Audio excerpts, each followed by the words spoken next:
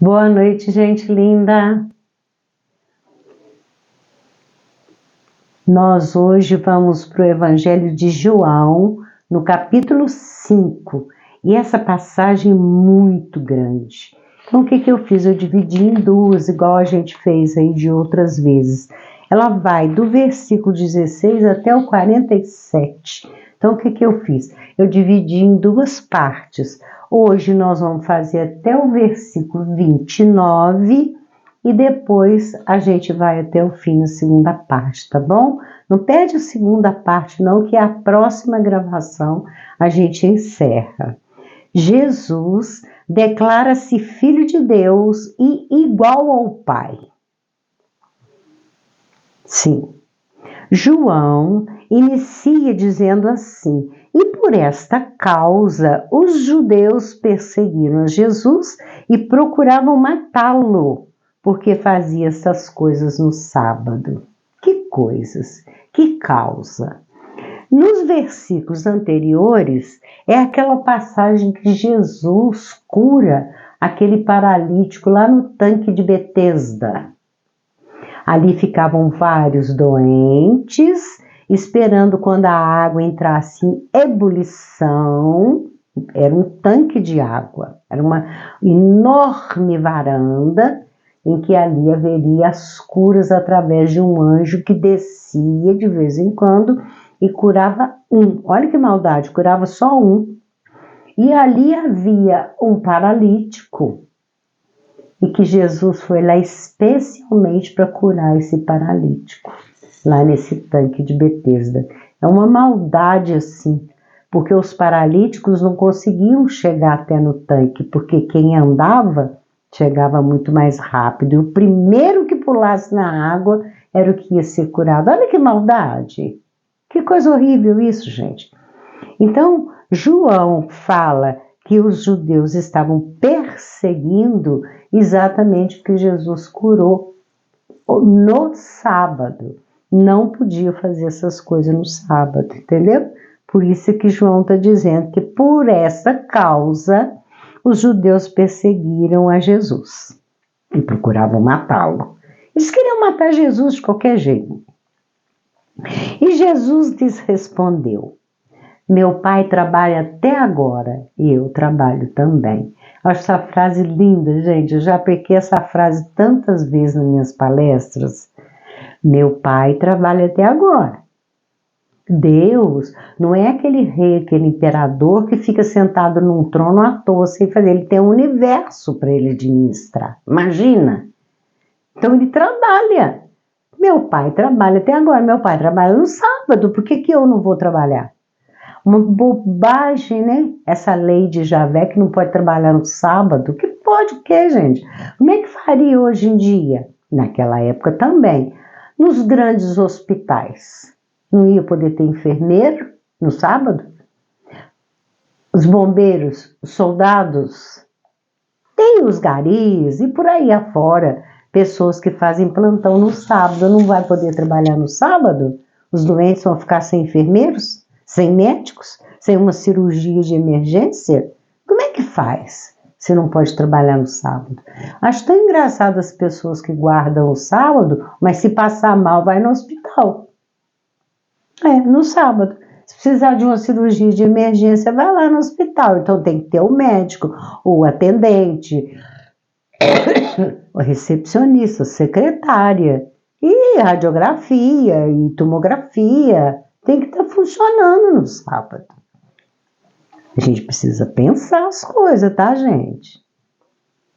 E se de repente você precisar, faltou um mantimento aqui para fazer o almoço, você vai lá comprar. Alguém tem que estar lá para poder vender. No caixa para poder ver o preço, para você pagar. Tem que ter um escritório, tem que repor mercadoria. É muito fácil falar para não trabalhar no sábado. Agora eu quero ver se tudo, o mundo inteiro parar. Como é que faz? Maluquice. Por isso, pois, os judeus ainda mais procuravam matá-lo. Deixa eu pegar meu marcador aqui, gente, dá licença, só um pouquinho. Eu sei que é muita falta de educação em fazer isso, mas eu esqueci. E eu marco aqui os versículos, senão eu perco. Por isso, pois, os judeus ainda mais procuravam matá-lo, porque não só quebrantava o sábado, mas também dizia que Deus era seu próprio Pai, fazendo-se igual a Deus. Então eu não posso falar que eu sou filho de Deus? Não posso falar que Deus é meu Pai, senão eu estou me fazendo igual a Ele? Olha que loucura! Jesus falava que ele era filho de Deus, sim, mas ele nunca falou que ele era Deus. Muito pelo contrário, ele falava, eu sou filho do homem. Se a gente for contar, eu já falei que uma hora eu vou contar quantas vezes ele fala, ô filho do homem, ô filho do homem. Ele era homem, filho de um homem e de uma mulher. Ele nunca falou que ele era Deus. Ele invocava o Pai, entrava em comunhão com o Pai quando ele fazia as curas, na multiplicação dos pães, andar em cima das águas, curar as pessoas, pregar. Ele sempre clamava primeiro pelo Pai. É o que a gente deveria fazer em tudo que a gente fosse fazer. Ao sair ali no perigo, né? Numa avenida, num lugar perigoso, hoje em dia com essa bandidagem toda, é chamar o Pai para estar junto com a gente. É chamar a Deus, que é nosso Pai. Agora, se eu ficar invocando Deus toda hora, eu estou dizendo que eu sou Deus? Então, mas Jesus respondeu e disse-lhes, na verdade, vos digo que o Filho por si mesmo não pode fazer coisa alguma se o não vir fazer ao Pai. Porque tudo quanto ele faz, o Filho o faz igualmente. Jesus está mostrando que ele segue os ensinamentos, as leis do Pai, e que ele faz igual ao Pai. Quando você vai fazer uma oração para uma pessoa, impor as mãos, você está imitando quem? Deus ou o diabo? É Deus. Você está imitando. Quando você eleva seu pensamento numa vibração altíssima, né? Você faz uma meditação, aquela oração com tanto fervor e com tanta fé, você está imitando Deus. Isso não quer dizer que você é Deus. Apesar de que Jesus diz que Deus está dentro de nós. Então, qualquer um pode se dizer Deus. Os nossos irmãos da Índia, os hindus, eles já entenderam isso há milênios. Aquele cumprimento deles assim, com a mão espalmada aqui no peito, quando eles cumprimentam a gente assim, eles dizem Namastê. E Namastê quer dizer, o Deus que habita em mim saúda o Deus que habita em você. Na verdade, somos centelhas divinas, fomos criados pelo Pai e nós temos a centelha dele. Somos herdeiros. Se Jesus estivesse falando que ele era Deus também, ele não estava errado não. Só que ele não quis dizer isso, ele quis dizer que eu faço igual o Pai. E eu não faço nada se não for, se não vier do Pai. Entenderam? Jesus não é Deus e ele nunca diz que ele é. A Igreja Católica é que criou essa questão de Deus, que Jesus é Deus. Porque tudo quanto ele faz, o Filho faz igualmente. Esse que é o ideal. Sede perfeitos, como é perfeito o vosso Pai que está no céu. Ah, mas então Jesus está nos convidando a nos compararmos a Deus? Sim. É a perfeição que Deus espera de nós. Todo pai quer que o filho seja igual nas perfeições que ele é. Porque o pai ama o filho. e mostra-lhe tudo o que faz. E ele lhe mostrará maiores obras do que estas, para que vos maravilheis. Jesus, então, ele está reafirmando aquela frase quando ele diz: tudo que eu faço, vós podeis fazer e mais. Então aqui ele está dizendo o quê? E ele lhe mostrará maiores obras do que estas, para que vos maravilheis. Isso. Tudo que eu faço, vós podeis fazer e mais.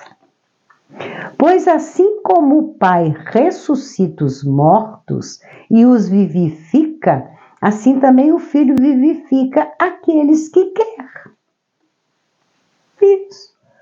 Ressuscitar os mortos, dar a vida aos mortos, é o que o Pai faz. E o Filho também o faz.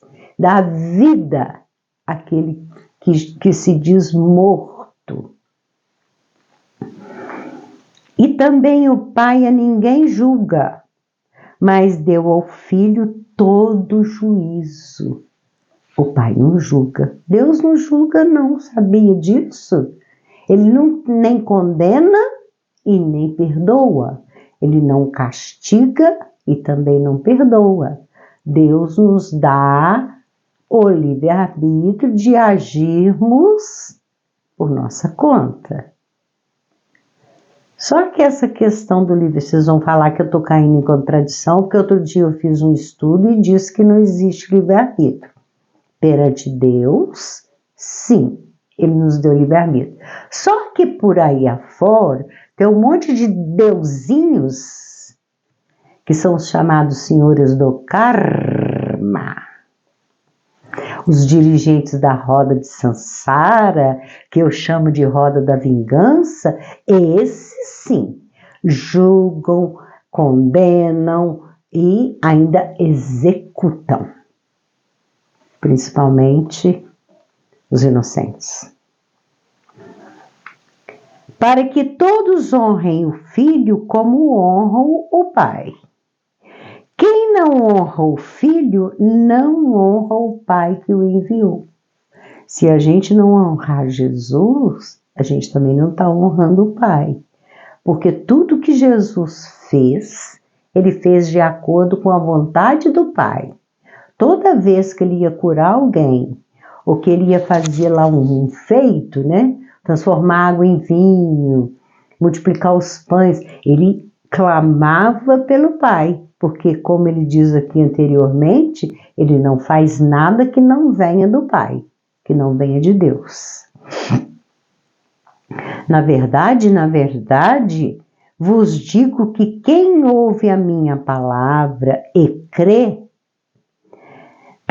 tem a vida eterna e não entrará em condenação, mas passou da morte para a vida eterna. Para a vida no reino de Deus.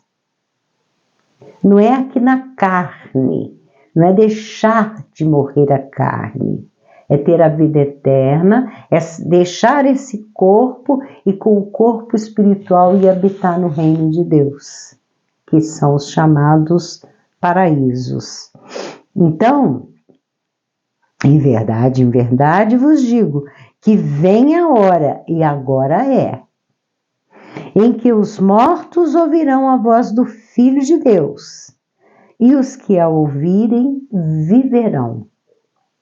Então, está dizendo que a hora é agora, de ouvir a voz de Deus, através do Filho. Aqui no Evangelho de João, lá no princípio, ele mesmo fala, né? E no início era o Verbo, e o Verbo se fez carne. Gente, verbo é palavra, tá? A palavra de Deus veio se fazer aqui na carne através de Jesus. Porque como o Pai tem a vida em si mesmo, assim deu também ao Filho ter a vida em si mesmo. e deu-lhe o poder de exercer o juízo, porque é o Filho do Homem.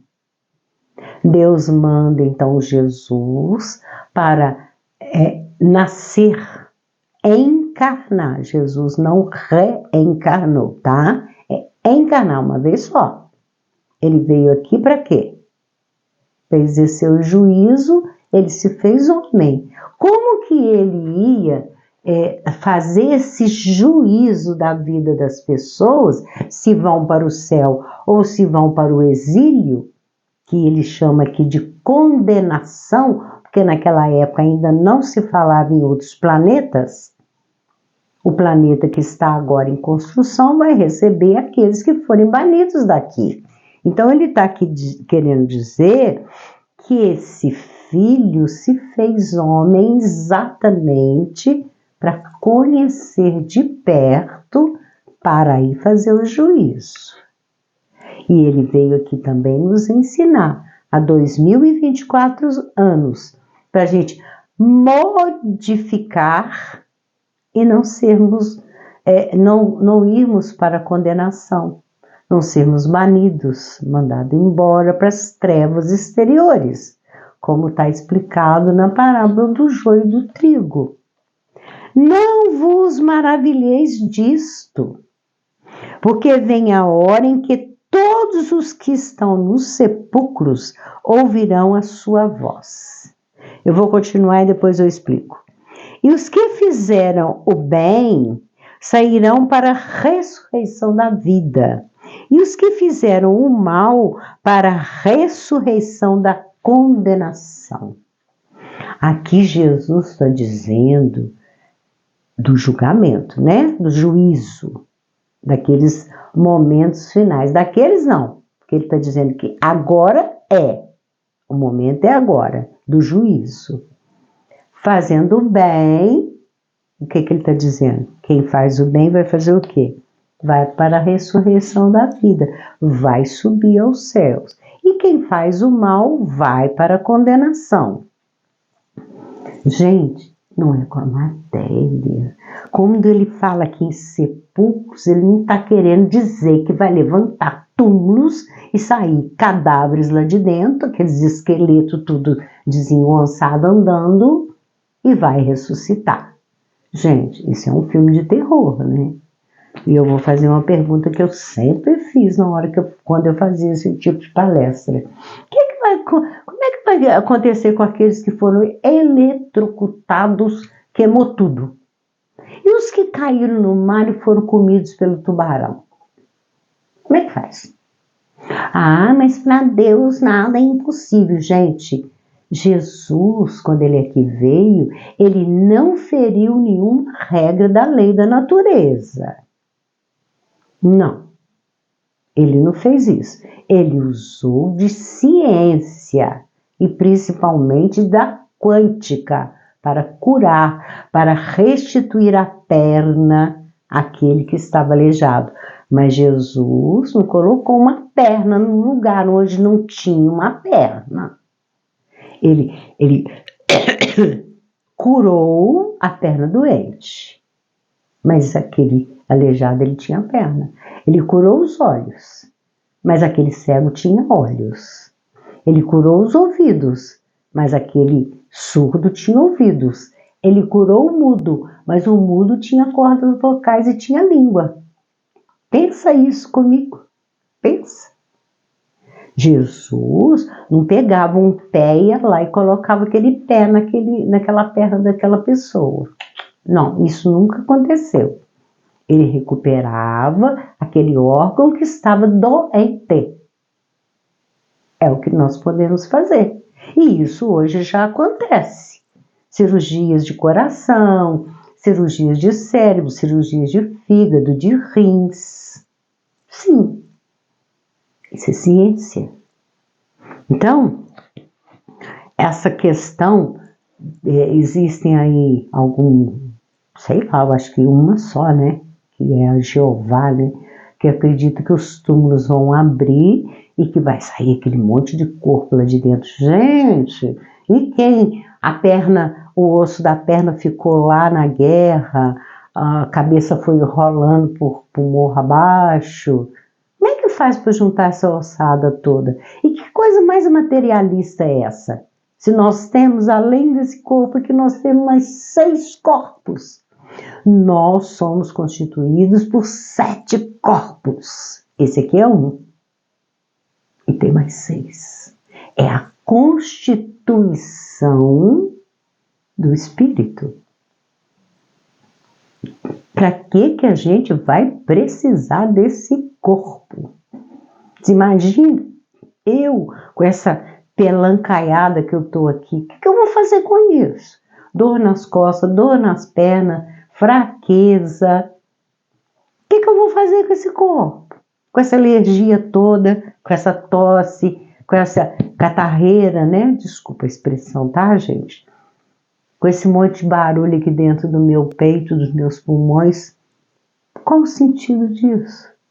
O negócio é desencarnar e se ver novo, bonito, reconstituído, sem ruga, sem doença, sem defeito físico. Quando ele fala em ressuscitar, é subir aos céus com o corpo, com as vestes espirituais.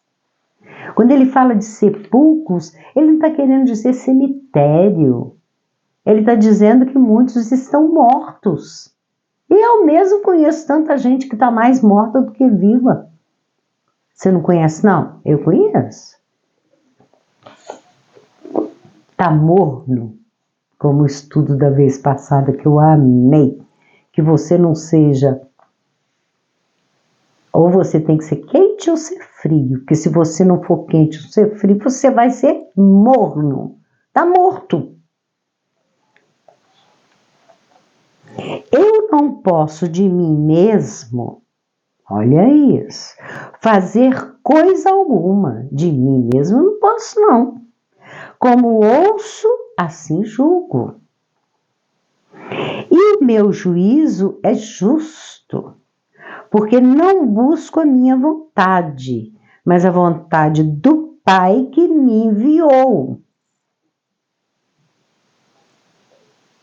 Por ele mesmo, ele não pode fazer essas coisas. Tudo precisa do Pai, da energia, do fluido cósmico que vem do Pai. Se eu testifico de mim mesmo, o meu testemunho não é verdadeiro. Foi eu que curei essa pessoa. Fui eu que ressuscitei esse morto. Não é verdadeiro esse testemunho, porque tudo vem do Pai. A não ser os deuses, né? Ih, tá cheio de deusinho aí, sentado no trono, falando que ele é Deus, julgando, condenando, matando, abusando. Ih, como tá, hein? Senhores do karma. Pode ser com K ou pode ser com C. Esses aí, cuidado com eles. Mas Deus mesmo não. Jesus de forma alguma. Daqui a pouco nós vamos falar da misericórdia. Então, encerra aqui ele dizendo: e os que fizeram o bem sairão para a ressurreição da vida. E os que fizeram o mal para a ressurreição da condenação. O que é isso? O exílio. É o exílio. Jesus, naquela época, não podia falar claramente: olha a condenação, vocês vão ser mandados para outro planeta para começar tudo de novo. Por quê? Ninguém acreditava nem que o planeta Terra era um planeta, como é que ia acreditar em outros mundos? Todo mundo achava que tudo era assim, ó. Não, tudo não. Achava que só o planeta Terra existia. Que o planeta Terra era o centro da atenção do universo. Hoje a gente já sabe das muitas moradas da casa do Pai. Então, o que Jesus está dizendo aqui de condenação é o exílio. O planeta Terra, vamos colocar como uma escola. somos alunos dessa escola. Nós estamos repetindo, sem parar essa série. Isso aqui é uma série. É um período. Chega um ponto que o diretor dessa escola, que é Jesus, o suzerano celeste, desculpa, o suzerano terrestre, ele é o nosso governador. Vai chegar na hora que esse diretor vai dizer, olha, não dá mais. Nós estamos investindo em você, tem, milênios. Você não quer melhorar. Agora você vai ter que ser expulso. Banido. Como diz lá na universidade, jubilado. Você vai ser jubilado. Você está tomando lugar de outro que quer estudar, que quer melhorar. Então você vai para um mundo que combina com as suas tendências. Aqui já não combina mais. É a nova terra. É a terra renovada. É a nova Jerusalém. É a cidade celestial de Jesus. Ele já preparou. Tem tempos. Lê o livro Nova Jerusalém que a gente escreveu. Você vai entender muita coisa. Essa nova terra para aqueles que fizerem o bem. É o trigo. Para aqueles que fizerem o mal, vão para a condenação, que é o exílio. Ele não podia falar isso abertamente. Até hoje tem gente que não acredita que existe vida em outros planetas. Até hoje tem gente que acredita que a Terra é... Como é que fala? Achatada? Esqueci agora. Tem gente que não acredita que a Terra é redonda. Tem gente que não acredita que a partir desse céu ali tem vida. Não. Aqui só. Deus fez esse universo imenso, só vizinhos à nossa galáxia são milhares de galáxias. E a gente fica achando que só tem vida na Terra. A gente não, né? As pessoas. Eu não, eu sei, eu tenho certeza. Eu já estive com seres extraterrestres. Eu sei que existe. E já visitei. Então, gente, fica aí Jesus mais uma vez falando da ascensão do Espírito do bem e do banimento do Espírito do mal. Vai começar tudo de novo, com tacape, a idade da pedra, tacando esse tacape na cabeça do outro, brigando por território, descobriu o fogo, e por aí afora, caçando e matando, e guerreando, e sendo sem educação, violentos, abusadores e outras coisas mais. O exílio está aí na porta. E essa seleção já está acontecendo. E quem está falando não sou eu, não. É João, no livro do Apocalipse. Essa seleção já está acontecendo desde o século passado, na metade do último século que ele fala. Desde a década de 50 do século passado, que já está havendo a seleção do joio e do trigo. Quem fica, quem vai. Quem fica, quem vai. Vou te dar uma última oportunidade. Vai lá, Regina. E olha que eu nasci em 1948, pertinho da década de 50. Ainda peguei o restinho, né? Então, vai lá mais uma vez. Vamos ver se você vai consertar. Vou te dar mais uma oportunidade. Não quer, não? Então vai embora. Vai para a série mais abaixo do que a sua, porque você não está querendo essa série aqui adiantada. Então fica aí, gente. Nossa primeira parte, Jesus declara-se Filho de Deus igual ao Pai. Filho de Deus. Ele não declara, eu sou Deus. Eu sou Filho de Deus. Vamos à nossa frase. Misericórdia quero e não sacrifício. Porque eu não vim chamar os justos, mas os pecadores ao arrependimento. arrepende, para de fazer besteira. Gente, mais um escândalo, né? Hoje é 11 de agosto de 2025. Mais um escândalo. Até quando, né? Até quando esses escândalos com os nossos pequeninos? Passei um dia horrível com as descobertas do nosso menino Felca. E ó, valente ele, tá? Corajoso, tô com ele. Vou vibrar muito por ele, para ele não desistir, para ele continuar mostrando essa podridão dentro das igrejas, dentro dos templos que se dizem religiosos. Que coisa feia, que coisa horrível. Então, arrepende. Jesus está aqui para aqueles que estão caminhando para o arrependimento. É esses que ele quer dar força, sai disso, para com isso. E muitas outras tristezas mais, né?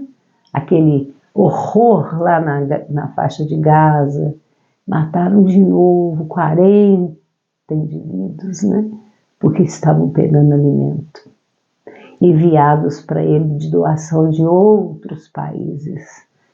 Netanyahu, ó, e vocês ainda visitando Israel, dizendo que Israel é cristão, botando bandeira de Israel nas costas. Que absurdo, gente. Então, vamos ao nosso presente de hoje. Gente, voltamos ao velho retalho. Olha só, tudo de pedacinhos de viés. Tá aí? Isso aqui é um vidro de azeitona, daqueles vidros compridos de azeitona, em que eu fiz com restinhos de viés. Eu adoro retalhinho, eu adoro. Tá aí, então, isso aqui é de isopor, tá? Na própria tampa dele, ó. Tá aí o nosso presente de hoje para quem gosta de retalho.